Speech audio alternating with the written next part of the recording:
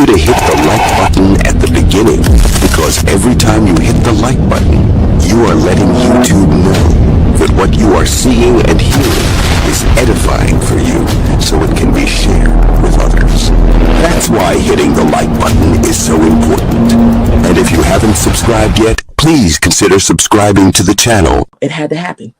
Your title was so powerful. When I read the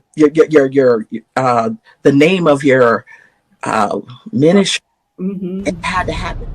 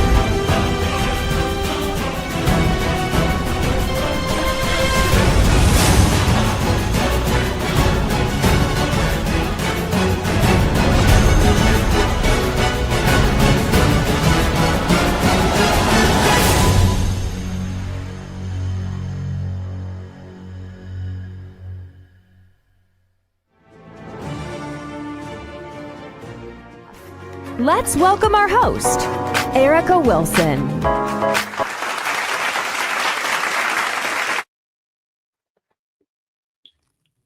Great day, everyone. We're here live today with the girl, Erica Wilson, that it had to happen for our Monday night motivation. And tonight's topic is heal through trauma. But it's very, very unfortunate that my guest that was supposed to be here on tonight can't make it on tonight. However, due to some unforeseen things, she cannot be with us on tonight, but we would definitely get her rescheduled. I was so excited to have her here. But if things change, I'm going to keep you guys here for a little while just to talk to you for a little bit. But I just want to go ahead and tell you a little bit about this topic on tonight, guys. Oh my God. I was so excited for this topic because there's so many of us that's dealing with trauma. And so many of us that have been, that's, trapped in, we're adults, but we're trapped in unhealed kids' body, if that makes any sense to you. Hey guys, hey TikTok, hey Instagram, hey YouTube, Facebook, how are you? Yes, but let me tell you a little bit about trauma, right? Trauma can be a difficult experience to navigate, but it's very important to remember that healing is possible. Statistics on healing through trauma. Watch this.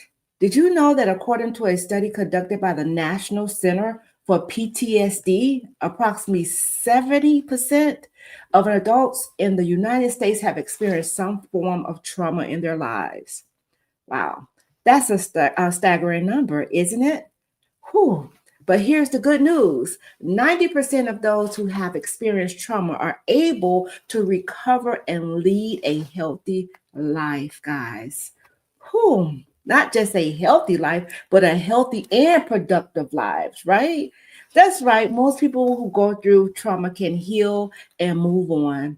Some can and some stay stuck. However, it's important to note that the healing process can take time. In fact, a study by the American Psychological Association found that it takes an average of 7.5 years, oh my gosh, for someone to truly recover from trauma. But one way to start the healing process is by seeking professional help, such as therapy or counseling. There's so many of it out here, right? And I know a great counselor. A great counselor and a therapist. By the way, if you need that information, please do get at me. These professionals can provide you with the tools and support you need to work through your trauma. But here's another way. Another way to heal is by surrounding yourself with positive and supportive people. Spending time with loved ones, joining a support group, or even just having a trusted friend to talk to can make a big difference. But remember, you are not alone. You are not alone in this journey, and there are resources available to help you heal. But don't worry, there are many resources available to help you on your healing journey. But I want you guys to remember, definitely you're not alone. There are people out there that truly understand what you're going through and are here to support you. So if you're struggling right now, don't hesitate to reach out for help. My guest on tonight was amazing, beautiful, intuitive coach, Miss Rashidah Young. She helps women connect with their inner child, heal through traumas, and find their true, authentic voice, y'all. Oh my gosh, this is the second time we had to cancel. This enemy do not want this message to get out here, but we bind him in the name of Jesus right now. She is going to come on this show and she's going to share her testimony. She's going to share with you guys all how to heal through traumas and find your true authentic voice. It's very, very unfortunate I don't have her here on tonight, but I'm going to go ahead and play this video and see if I can get her on. Wait 1 second.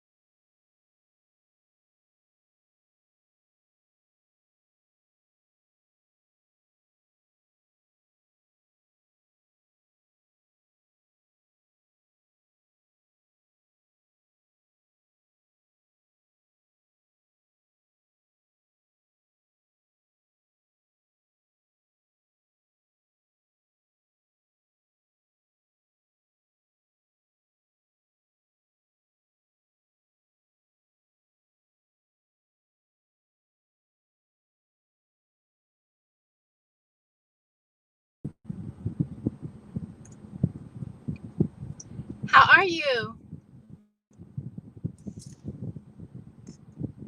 I can't hear you. Let's see. I can't hear you.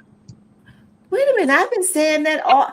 So no one told me they couldn't hear me in the comments. That is crazy. But I can hear we have you. our beautiful guest on tonight, the intuitive coach, the beautiful Rashidah Young, guys.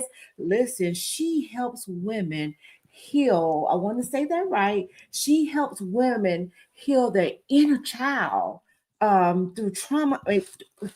Hold on, rewind. She helps women connect their inner child and heal through trauma and find their true, authentic voice.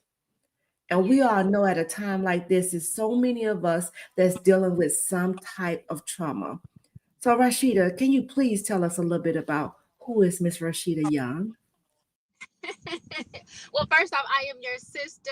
I am so grateful to be here. I wish that I had a different environment, but this is just how it worked out. This is how it aligned for us to have our conversation today. And so, yeah, I'm a coach. I help women just connect with who they truly are on the inside so that they can live out the life that they really desire.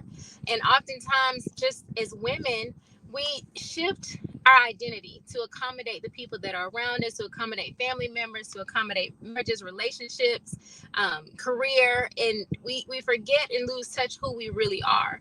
And so I realized that in my own walk, that one day I didn't feel like myself, and I said, this is common, and oftentimes we get this experience coined as a midlife crisis, when in reality it's just us saying, hey, wait a minute, I'm not living out my true identity, and I really want to go back and find out who I am and how I can be of service and honor to humanity. And that's just how I did it, and that's what I began to help other women with, and here we are. Oh my God, Rashidah, yes, you are my sister. And I'm so honored to have you here with me on tonight, Rashidah. The thing is, like you said, you help the women get back their authentic voice, because a lot of times in today's society, we know that social media is what raising a lot of us, and I'm going to say us, because we spend so much time on social media, and then we become to try to be those people or want what those people have. But here to know that you're here helping a lot of us get back our true authentic voice. And not just that, a lot of us suppress that hurt or that trauma that we have dealt with in the past.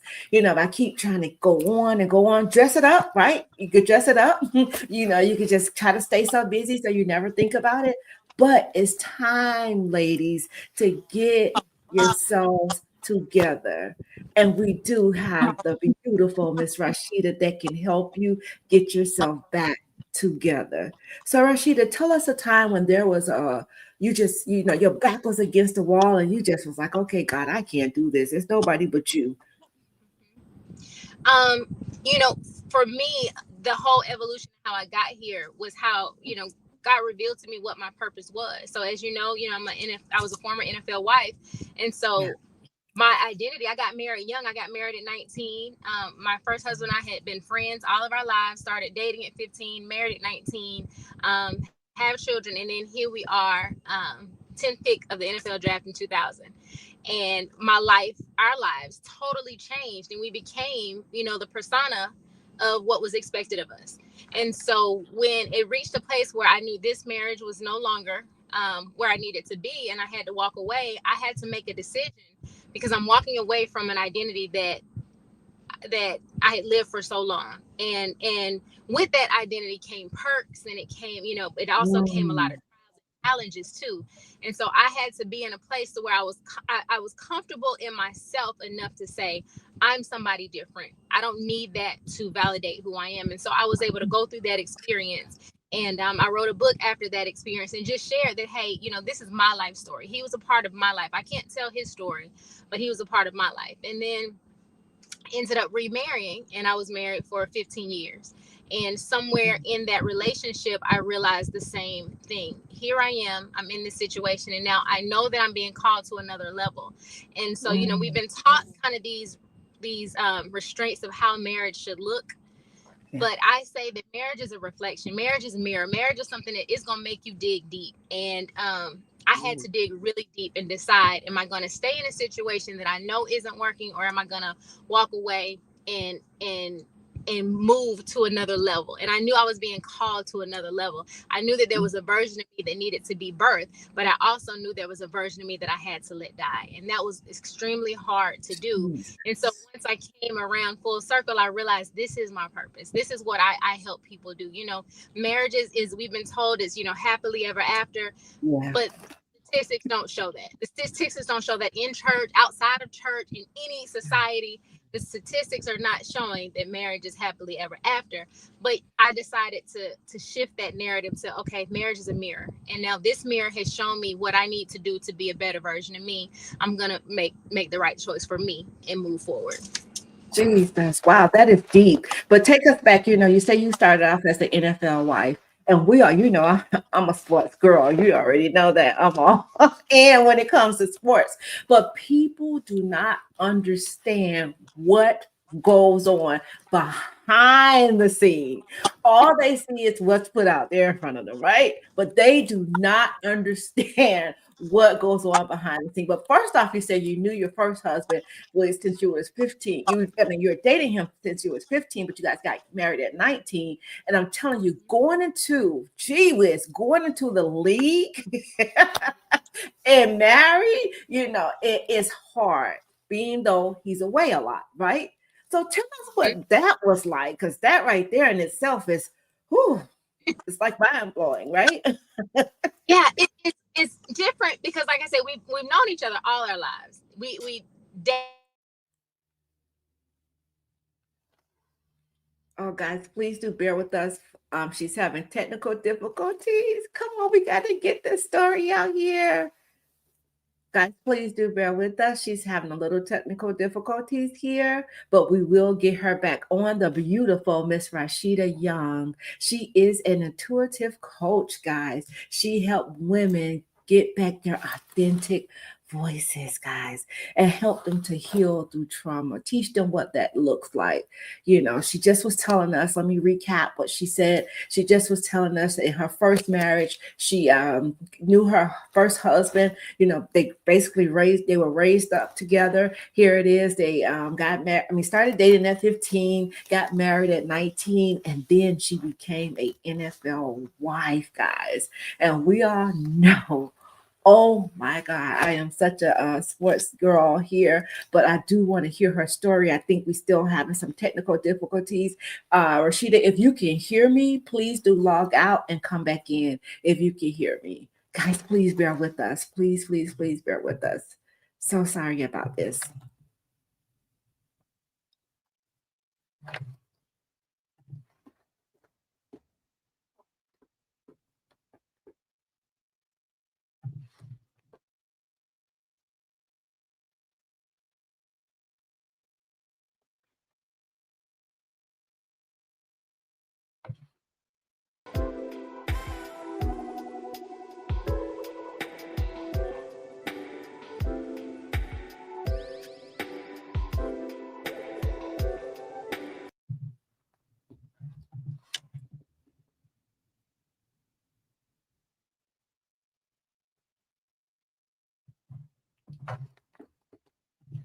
Okay, guys, we have the beauty back. Welcome back, sis.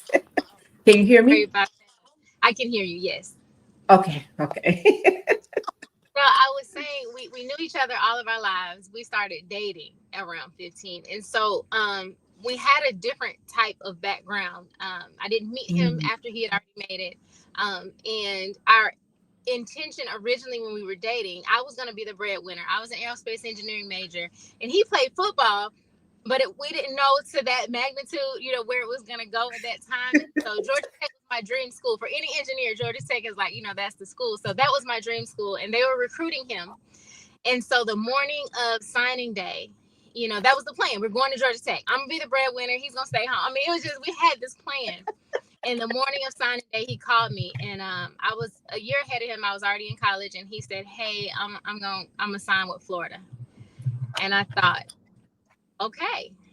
And so he did. And it ended up being the best decision for him. It was the best decision for us. I was able to transfer to UF. They had an aerospace engineering major program. So it worked out fine. But transferring that energy into the league now, our whole lives had shifted. It happened like so fast. And being there, being in the league, we're young. Like we're 20 years old, 21 with a family. So we got married, we had a baby. And so it was a lot. It was a lot. And living your life in the spotlight is challenging. So, we have to have our issues, but on Sunday, lights, camera, action, it's like nothing ever happened. And so you suppress a lot. And then, after that game, then we got Monday to kind of deal with it, maybe Tuesday, but Wednesday you're back at work. And so I supported him and I would just suppress whatever. And so those issues would just be suppressed over and over until, we got where it came to a head. Yeah.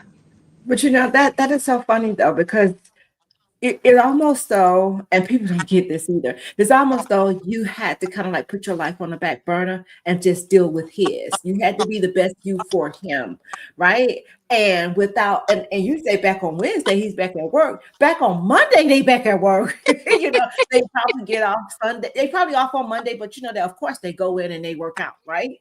But then again, what happens when the next time when it's time to travel?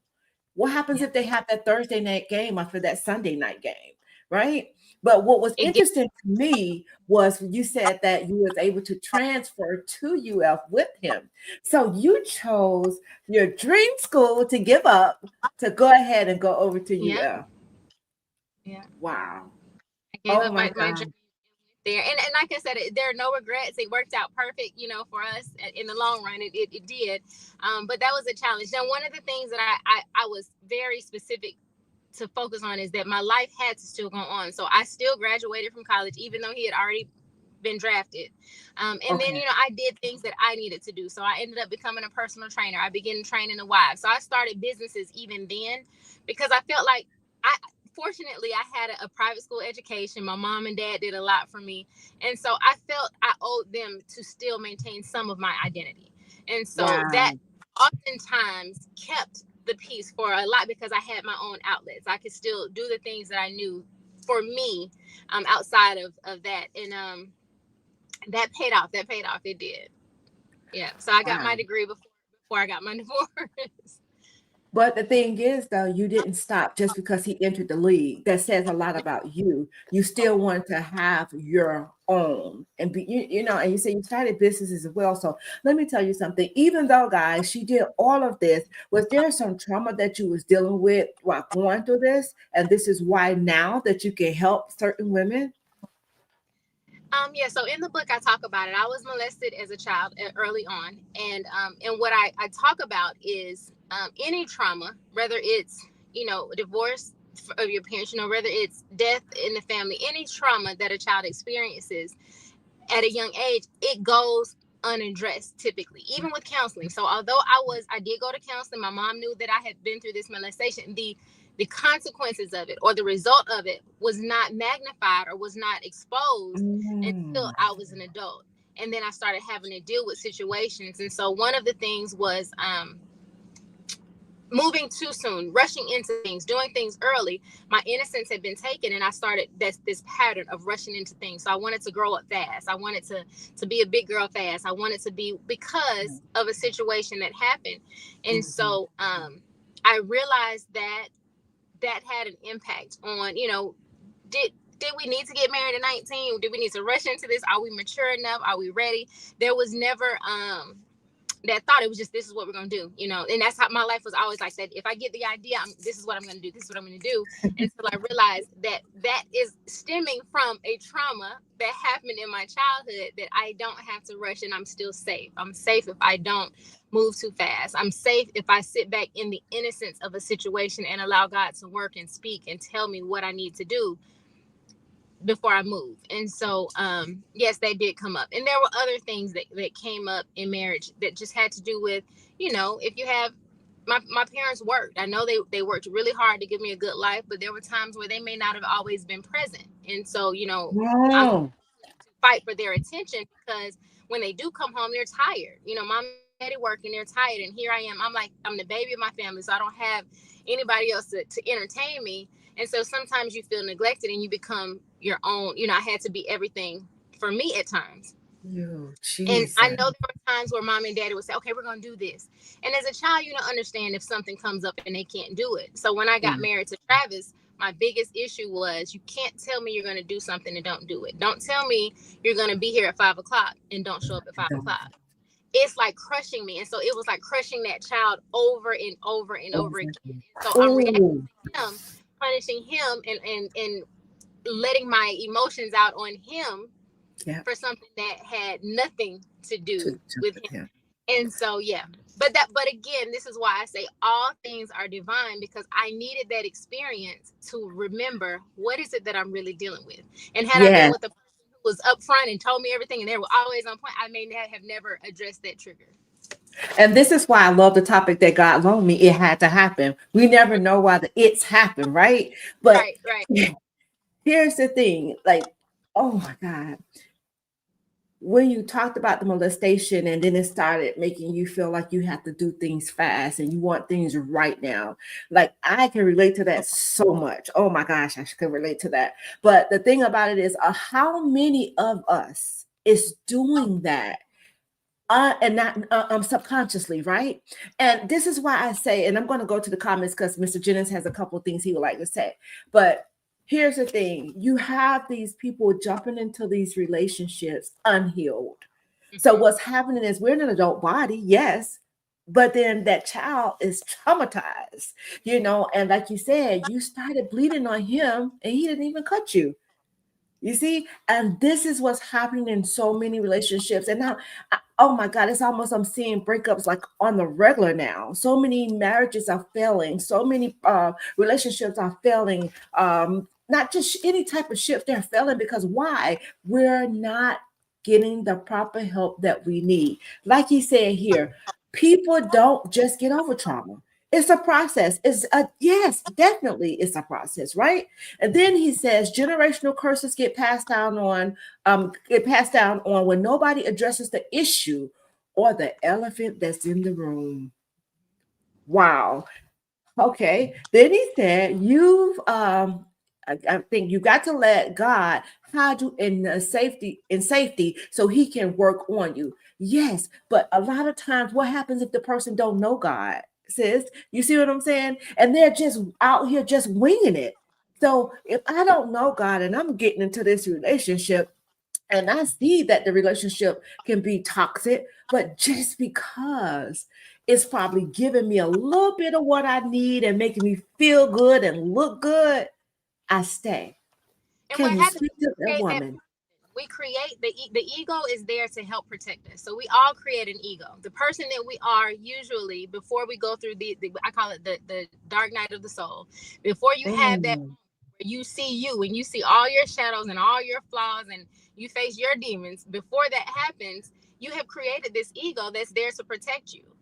And so that mm, ego, that persona is the one that's showing up in these situations, or in relationships. And um if you don't know who you are, fortunately, we are in a time where there's so much self-help that we can even get there. But if you don't know what's really happening, yeah, this will perpetuate. It will be a pattern over and over. But the thing is, it's designed. Every situation, every trauma yeah, that you face, every trigger is designed. It's like a fail-safe to get you to go within. And you end up finding yourself one way or the other. It is fail-proof, whether it happens at 45, 65, if it happens on yeah. the there's going to be a time in this lifetime that you see, oh my God, this is what has happened and transpired. But look at what Mr. Jennings says. He says damaged men are hurt little boys with mommy issues. Absolutely. You believe that? I think that what we've coined this term today has become more popular. We call it narcissism. We talk about narcissistic people, the effect of being in an emotionally abusive relationship. And Yeah. narcissistic men are the odd that there's a higher percentage that narcissistic men have mother issues. And whatever that is, it goes back to they have mommy issues. That's a very common thing. So yes, it continues until you face it. Really? Because I got two boys, so I'm sitting here like, oh, hold up. Because I'm not saying it too that like my young men are damaged though. But the thing about it is, I know what he said too. Hurt people definitely hurt people. But the thing about it is, I know that mommies get a whole lot of blame, right? Just like Mhm. you said, your parents was coming home, they were tired. You were fighting for their attention. They didn't intentionally neglect you. They just No, was tired from providing. You can Yeah, I they can were hear you. just providing, to give you a better life, but here it is. A lot of times what happen is parents will think just because they're giving a child everything and not giving the child the time that suffice. No, it's not. It's not. You have to put time into those children. I don't care how tired you are, Right. but hey, think about us single moms. We Yeah. don't have that extra parent to take up that slack. Yeah. Right? So what happens when you have that child that acts out or have issues in their relationship, and then that comes up, but then the mom is the one that's getting the blame, but the mom thought that she did the best that she knew how.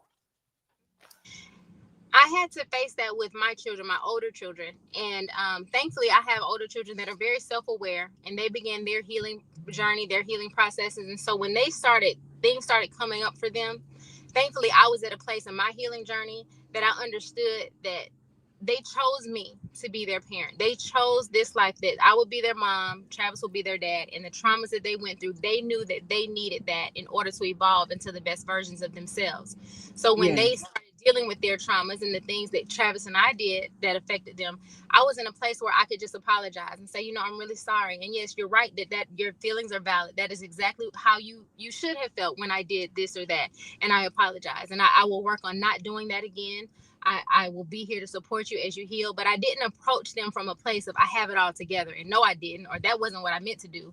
I approached it from however you felt, whatever I did that caused you to feel that way. Let me apologize for that. Know that my heart may have been in the right place, but I was young, right, doing the best I could with what I was working with. And I'm sure that created some trauma for you. And so that allowed our relationship to mend. And they knew then they could come to me. And I'm not saying they're not saying that they're going to be perfect moms. There's no expectation on them to be right. perfect, but they understand that healing is a process, and I'm an open door and a safe space to help them walk through their healing, just as I had to walk through mine. That's deep, sis. That's it right there. The thing is, we don't do that. We don't like to take accountability because guess what? You're looking at us, you're making us feel bad. But that's something within. Yeah. That's it. It's just something that's there when we have to deal with that. But at the end of the day, I love how you just conveyed that, because at the end of the day, you have to take ownership, because we can't tell people how they should feel or how they're feeling. We have to make sure that we validate their feelings as well, because that's the only way you're going to build a healthy relationship. Because if I'm coming to you, sis, and I'm telling you something that bothered me, and you kind of going off to the left with it and not really taking ownership, or however that may go, but just to know that you're listening. This is what's happening too. We're not listening to hear, we're listening to respond. And that, right, the Bible tells us to be slow to speak, right? And slow to get angry. But if you feel like you're being attacked, and that's that, that's that unhealed child that feels like they're being attacked as an adult. You see? I So didn't do it. you I didn't do it. Not me. No, I didn't. right, you see? So, and that's normally what happens. And this is why so many families are damaged, because we're not listening. We're not validating people's feelings, because guess why? Especially when you that narcissist or you're a gaslighter, you're going to always put the blame on somebody else. You'll never take accountability, and that's not a good place to be. So now moving on, you're this NFL wife. You have this baby. Man, I know that was in itself a whole different ball game right there, because now you have to take this child with you to to these games, and you know how the environment is, right? But we had Hmm. ended up with three. So we had three babies trying to trying to See? and Right. it was a lot. It was a lot. I'm thankful that I had my mom and dad at the time, because they were, always there, always supportive. And yeah, it was a big deal. It was a big deal just trying to make the family dynamic work, and deal with all of the the pressure, all of the pressure, because if you understand, you become the bank, you Yeah. become the end all be all, and if you say no, well, look at you acting funny. If you say yes, well, who's going to be there for me when mine is gone? But if I just give it all away now, because a lot of times we're not equipped financially to handle that amount of money at 20 something in our culture. That's just the truth. So, yeah, it was a lot.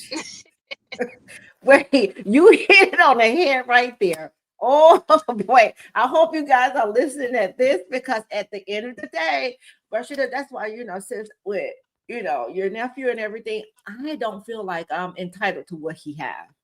You know what I'm saying? Like whatever he do for me, that's because he want to do it. I don't ever make any of my children to feel like they have to do something for me. Because guess what? I don't sacrifice my body. I don't get out there and work out. I don't do any of that. So I don't ever want him. They deal with enough. Think about it. They're going in with all this type of money. You never had this type of money before, and now you have all of this money. You don't know what to do with it, and now you have so many people coming at you different ways, trying to get whatever it is that they want. Not even understanding, like, whoa, I'm dealing with enough already. I have a whole family over here. You know, but tell us, let's go ahead and tell us what that was like when you were in this process and you started to see, like, I need to heal this child that's broken that I brought into this relationship. Tell us what that was like. In the first marriage, and like I said, I had to get to this point, but in the first marriage, it wasn't that I realized it was an inner child that was broken. I did see how certain things affected me. But what I felt like was a lot of the things that everybody else, a lot of us were dealing with some of the same things. Let me say it that way. Yeah. However, because of our background, I didn't meet him playing football. I didn't meet him in the league. I didn't meet him with any of these accolades. I knew the person that I loved. And because I was seeing a different version, I didn't care about any of it. I didn't care about the name, the fame, the nothing. That's my expectations are for you to love me and me to love you the way we agreed to back in the day, you know, in the country, riding down the street. That was my expectation. And when that expectation couldn't be met, then that's when I knew, okay, we have to part ways. And I knew, like I said, that some of the things that I had dealt with, how it was affecting me, I hadn't quite really dove into that inner child process until the next marriage, when it all came full circle. Like, oh, okay, you know, here it is. You're in a situation where you are mothering people because you wanted, you know, somebody to be there and nurture and cater to your inner child. And so now you've taken on these people to fix because you wanted somebody to fix your stuff. And I can't fix nobody else's stuff because I got to fix mine. And so once I accepted, like, hey, let me own it. I can't fix you and I can't fix this, but I can fix me. Then that's when, you know, things begin to shift, just for me personally in my life. So if you had a young woman that was under the sound of your voice that may be dealing with this, and she may be thinking like, oh, I'm too old for this. You never know when it is going to hit you, right? I just kind of want you to give her some words of encouragement, because see, we don't understand when those it's going to come out. You know, we done suppressed it for so long, or you know what? God, just speak to her. Please speak to her, because again, you have these women jumping in these relationships broken. I can say it will be the hardest thing that you've ever had to do is to face your own traumas, your own shadows, the pain, whether it's, you know, molestation, rape, abuse, neglect, any kind of abuse. Whatever it is you had to deal with, it will be a very challenging experience to have to face it, but it will be the most rewarding if you will sit with it. You can take the mask off the boogeyman and realize, you know what, this is my story. And I experienced this in order for me to reach my purpose and my passion. Yes, and you can turn that pain into how you can help others, how you can be your true self, how you can fall in love with yourself. Like, hey, I'm not defined by a situation that happened to me. I'm defined by how I addressed it. I beat that thing to the ground and turned it into something beautiful. That's how you begin to create your new identity. But I know that it's hard to face that shadow. As soon as you do, on the other side is when life really begins. So when you sit with yourself and you begin to think about some of the things that transpired in your life, because you know, when we sit idle, that's the devil's workshop, right? So when you're in your idle time, or this woman may be in her idle time and she may just be, her mind's just wandering, you know, because I'm seeing so many broken women that's dressing it up, hiding it. And then, you know, with the spirit of discernment, it's showing me. And I'm like, what do I do, God? How do I move in this situation? And sometimes I'm going to tell the truth. I'd be afraid to approach the person because I don't want the person to look like I'm looking down on them. But that's the gift that God loaned me. So I have to be obedient and do what he's telling me to do. But a lot of times we're dressing this thing up. We're making making it look good, and we're making it about everybody else, and we're not taking accountability. We're not sitting in our shadows. We're not sitting in the mirror looking at yourself. We're not saying, God, deliver me from me. This is what we're doing. We're blaming everybody else, So how is it that in your idle time were you able to keep or maybe you had some negative thoughts, I don't know, but how are you able to get back to the positive side of things? I think I had mentioned this to you before. I call it, how do I take my power back? And the way I take my power back is to own that I create my reality. Every situation that has happened around me is a situation that I created. What was my contribution to that? Why did I create that? And so when I take the blame off the other people, yeah, they may have done that, but why did I allow that to happen? Oh, because I was looking for attention. Okay, that's my fault. If it could be, oh, well, I attracted that because I needed somebody to fix. I needed somebody to make me feel validated. So I found a broken person to create in my life so that I could. So when I started taking back the power by owning my own stuff, by taking responsibility for my stuff and not sugarcoating it and understanding, okay, I apologize to myself. That was a decision made at that time. Doesn't mean I have to repeat that decision. I've learned from the lesson and now I can move forward. And then I realized it's not a negative thing. And it's when we talk about like the devil's playground, what it's saying is if I just sit in it and don't take accountability, if I'm casting blame everywhere else, that's when the problems are going to they're just going to keep rising. But when I take my power back, I can dismantle that. That means, that was a little problem. Okay. Oh, I saw where I did that. Okay. I don't have to repeat that anymore. And so then you can begin to live a more free life, a more responsible life. And you can just take ownership of your experience and now create something that is actually your desired reality. Absolutely. Leave people and branch people. Let them go. Hold on to the root people. That's so true. Root people don't care about your position. Root people love you for who you are. Yes, they do. And that is the God heavens truth. Although the leaves and the branches, they all grow together, right? They're all in the same vicinity. But the thing about it, guess what? They tend to break. Some, the branches break, the leaves fall, but that root is stay grounded. And that's what we need in our lives. But the thing about it is, if we have the root people and we're the hurt people, we're going to run the root people away. Because guess what? You're sitting up there and you're kind of like trying to dig up the root, and the root is trying to show you like, hey, I got you. I'm there for you. Like, you don't have to do this. But what happens when a person get to that, I done had enough? And you know what they say, when a woman's fed up, it is absolutely nothing that you can do about it. So what would you say to a person that's at the very end and just like, I'm tired, I just cannot do this anymore? I think we lost her, guys. Please do bear with us. Mr. Jennings says, we're all in the same boat, some of us in a different part of the boat. Absolute. Oh man, you're coming with some good stuff on tonight, Mr. Jennings. I'm loving it. I'm loving it. And he also says you have both damaged men and damaged women too. Absolutely. Definitely. That is so true. But the thing about it is, if broken people are getting together, all they're doing is going to break each other. If we're not getting into a space where we could begin to heal ourselves, speak to intuitive coach like Rashidah, speaking to a therapist, a counselor, whoever it may be. But Rashidah, it wasn't talked about in our community. Now it's more open now, but it wasn't talked about back then. So now you're in this place where you know who you are. And why is it that, this is my question, why is it that you want to just help the women? So I don't just help women. I say that all the time. When I wrote my book, I thought my book was going to be for women. I had more men speaking up after reading my book than I ever would have expected. My passion is for women because I can speak to them from a place of, I got you, I've been there, I understand.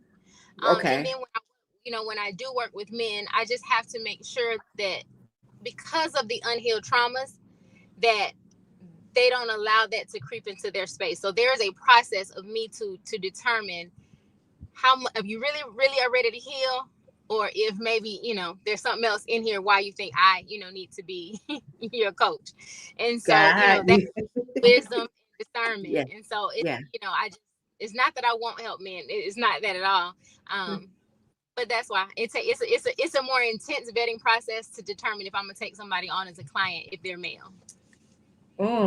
Wow. And guys, as you can see, she's just as beautiful as ever, sitting here, smiling through it all, because you know what, this is what, and we're not saying that you may still have your days here and there, but just to see you sitting here just smiling and speaking to the people, giving them some really good stuff, really good advice. You guys, if you're not following her, it is right here.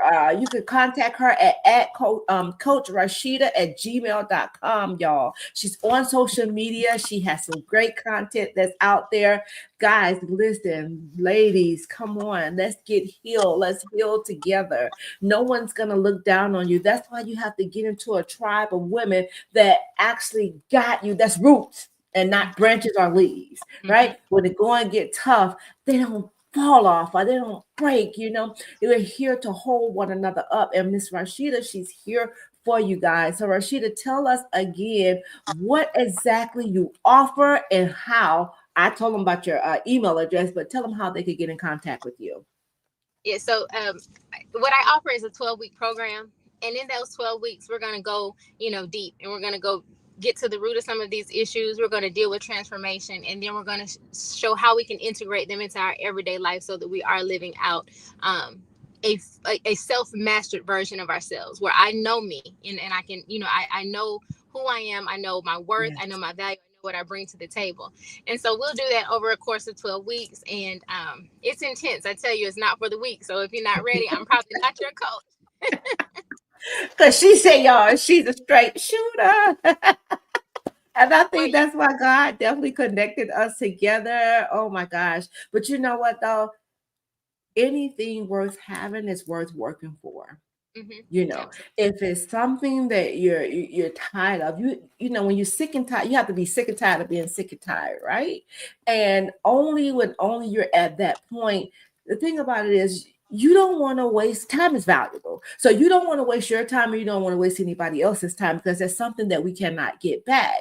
So what she's saying here, guys, if you're for real and you're ready to get this healing process going, get in contact with her at Coach Rashidah at gmail.com, because at the end of the day, you have to want it. She can't want it for you, and others can't want it for you. You just have to be into a place where I'm just tired. Hey, it's me. Let me get some help so I could be a better me, so I could be good to others. And one of the things I'm bringing up from our meeting that you said is, like, in the mornings, you take time for you. And a lot of us, we don't do that. I'm telling you, I work out, I come here, I work out in the mornings. Guess what I'm doing? My phone's is right there with me. And if that phone buzzes, I'm picking it up. That's not, that's something that I know I need to change. But again, guys, if you're serious, she's the one. I'm telling you, get with her at Coach Rashidah at gmail.com. So now you can find me on TikTok at Coach. That's where most of you find all the videos. Whichever one you identify with, reach out to me and I will respond. I'm right on it. Absolutely. So now here it is. Now you done did the NFL thing where you was the NFL wife. Then you had your children. Here it is. Now you're moving on to the next chapter, because we all know that we have different chapters in our life. So what was it? How hard was it for you to walk away, being though you had 3 kids involved? Oh, in the first marriage? Yes. That was probably the most the most challenging thing that I had to do. Because of course, I want them to have a life that I had. I grew up with my mom and dad still together, so I wanted to give them that. However, I had 3 girls that I wanted them to know how a woman should be treated. And I saw how my dad treated my mom, and what my husband at the time was doing it wasn't honoring me. So I didn't want them to grow up and think this is the example of what a man or how a man should treat them. So even though it was their dad, and I knew he was not quite mature to the place that he needed to be, I had to explain to them that no, their boundaries, their standards. And so we're going to create, you know, a different environment for us that's going to be, you know, until daddy matures. And he did, you know, thankfully, you know, now we have a really good relationship. He shows up. He's doing everything he can, even with their children, you know, being a great grandfather, making up for the time. And he's done the same thing. He just had to simply apologize. I wasn't there at a place where I could be what you needed from me at that time. Wow. And the thing about it is, were you, like, when you walked away, were you bitter? Did you not let him see the kids? Like, how was it that, you know, because you have so many broken families now, right? And one is trying to navigate that thing by, you know, co-parenting, being a great co-parent. So can you speak to someone that may be under the sound of your voice that's co-parenting and maybe having a hard time with doing so? Because the thing is, it says a lot about you to allow him to come back in and to forgive him, knowing that, yes, you forgive him, you know, for you, but at the same time, giving him a chance at being a father and a grandfather that he could be to your children. Yes. Well, what I always made sure of was the. Okay. And that was important to me because I understood that half of them were him. So if I ever spoke negatively about him, I'm speaking negatively about half of them. And so I was careful about that. And because I always had my mom and my dad, I never wanted them to feel like they didn't have access to him. So child support was never an influence. Who he's dating was never an influence. Like, none of those things. If you want to show up for your kids, I don't care if the paper say you're supposed to get them every other weekend and you want to see them Tuesday. I'm going to make them available to see their dad because that relationship was important for me, for them to have. And so I took my emotions out of it and I didn't battle him with what I was feeling using our children as weapons. So it was definitely hard at times, but once I made the children the priority, everything else always fell into place. And so that made it easy for us. Ooh. Well, I'll tell you what, this here, I mean, I know we tried to do this as best as we could, being though some unforeseen things happen. Rashidah, I want to bring you back, sis. I have to bring you back because they have to see your beautiful face. They have to. It's a must. And I don't want you driving and trying to navigate this, you know, this live thing. So we're going to bring her back, sis. If you can, just go ahead and use the same link you used to book. And I love to bring you back. So we can kind of hear and dive into the next chapter, because I'm telling you, there's so many people out here that's broken and don't know where to turn. You know what? It's not that they don't know where to turn. It's there's not too many safe places. We need to have some safe spaces. And I know for sure, like, I've been knowing Rashidah for years now. God has truly blessed me with her, loaned her to me for this particular time, you know, and I thank you too, guys. Listen, y'all just don't know what we got going on, but we'll lay around for it. However, we're going to bring Rashidah back, sis. Go ahead and just leave us with some words of encouragement. The topic on tonight was heal through trauma. Guys, you can't see her beautiful face. If you're just jumping on, please do go back and rewatch the broadcast. Share it with someone. We lost her. Share it with someone, because listen, there's people that's out here that need it. There's so many of us out here that's hurting, and y'all see me sweating. There's so many of us out here that's hurting and that need the help, and she's offering the help. She has a 12-week program, guys, a 12-week program, and you can contact her at Coach Rashidah, RASHIDAH @gmail.com. Also, she is on TikTok, guys, as Coach Rashidah. Guys, please do follow her, show her some love. We'll see you back here on this Wednesday. I'm talking next. We'll see you back here on Wednesday for our Wild Wednesday Women of Chat with Dr. V. And man, do we have a great topic for you guys on Wednesday, but you have to come back to find out. Also on Thursday, I will have the beautiful Alasia from Crown Me Hat Bar. Guys, you want to tap in. As y'all can see, I love my hats. And she is a young entrepreneur that will be here with us on Thursday at 6 p.m. God's willing. Much love to you, Mr. Jennings. God bless you. God bless you. Let me go ahead and send y'all out with some virtual hugs. Oh my gosh. And some virtual love. Because, guys, we love you here at It Had to Happen. Ooh, y'all see my hearts. I gave y'all some beautiful hearts. So until next time, guys, God bless you all. We love you here at It Had to Happen. Bye-bye.